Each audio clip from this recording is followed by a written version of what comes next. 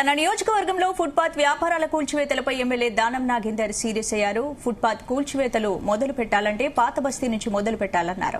అధికారులకు స్వేచ్ఛ ఇస్తే ఆ ప్రభుత్వాల మనుగడ ఉండదన్నారు. అధికారులు ఒకచోట పనిచేస్తూ బదిలీలతో మరో చోటుకి వెళ్తారని, కానీ ప్రజలు ఏ ఇబ్బంది వచ్చినా స్థానిక ప్రజాప్రతినిధులను ఆశ్రయిస్తారన్నారు. తనకు రాజకీయం ఇచ్చింది హైదరాబాదేనని, కాబట్టి తాను ఖైరతాబాద్ నియోజకవర్గానికే పరిమితం కాదని, హైదరాబాద్ లో ఎక్కడ ప్రజలకు ఇబ్బంది వచ్చినా దానం ముందుంటాడన్నారు.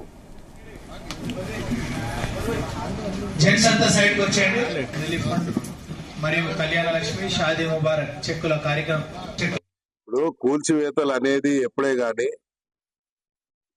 ఏకపక్షంగా పోకూడదు. ఎందుకు పోకూడదు అంటే, నేను చూస్తా ఉన్నాను కూల్చివేతలు ఎక్కడైతే రోజువారీగా వ్యాపారం చేసుకునే వాళ్ళు, వాళ్ళ జీవన ఆధారం అదే. వాడు ఆ రోజు వ్యాపారం చేసుకుంటే వాడి పొట్ట నిండుతుంది. అలాంటి వాళ్ళని ఇబ్బంది పెడితే, అలాంటి వాళ్ళ శాపనార్థాలు మనకు మంచిది కాదు.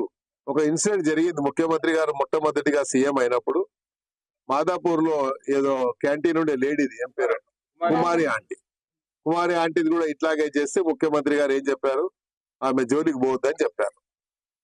సో అలాగే ఇక్కడ కూడా ఎవరి దగ్గరికి జోలికి పోవద్దని మేము చెప్తున్నాం. ఎందుకంటే వాళ్ళు రోజు వ్యాపారం చేసుకునే వాళ్ళు.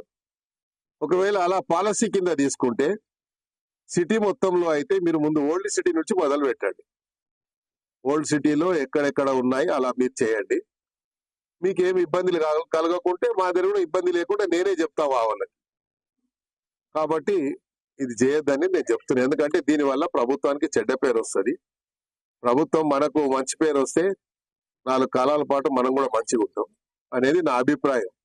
ప్రజల అందరు వచ్చి చెప్పుకోలేరు. ప్రజాప్రతినిధి ఎవరు ఉంటే ఆ ప్రజాప్రతినిధికి చెప్పుకుంటారు మా బాధ అని. కాబట్టి రోజు మరి మాకైతే నిద్ర పడతలేదు. రోజు ఎక్కడో ఈ రోజు ఇక్కడ గులగొడతారంట, రేపు అక్కడ గులగొడతారంట. అదంటే వాళ్ళు ఏం చేస్తారు, ఇన్ఫర్మేషన్ రాగానే నా ఇంటికాడికి వచ్చి కూర్చుడిపోతారు. నేను హైదరాబాద్ లో పుట్టి పెరిగినోని, హైదరాబాద్ లో ఉన్నోని, నా జీవితం అంతా రాజకీయ జీవితం అంతా హైదరాబాద్ లో మొదలైంది. మరి హైదరాబాద్ లో పుట్టి పెరిగిన వాడిగా నా జవాబుదారీగా ఉంటది. పుట్టి నా నియోజకవర్గానికి నేను పరిమితం కాదు. నేను రాష్ట్ర నాయకుడిగా ఎదిగిన వాడిని. హైదరాబాద్ ప్రజలు ఎక్కడ వస్తే కూడా దానమందిరికి పోతే మాకు న్యాయం జరుగుతుందన్న విశ్వాసం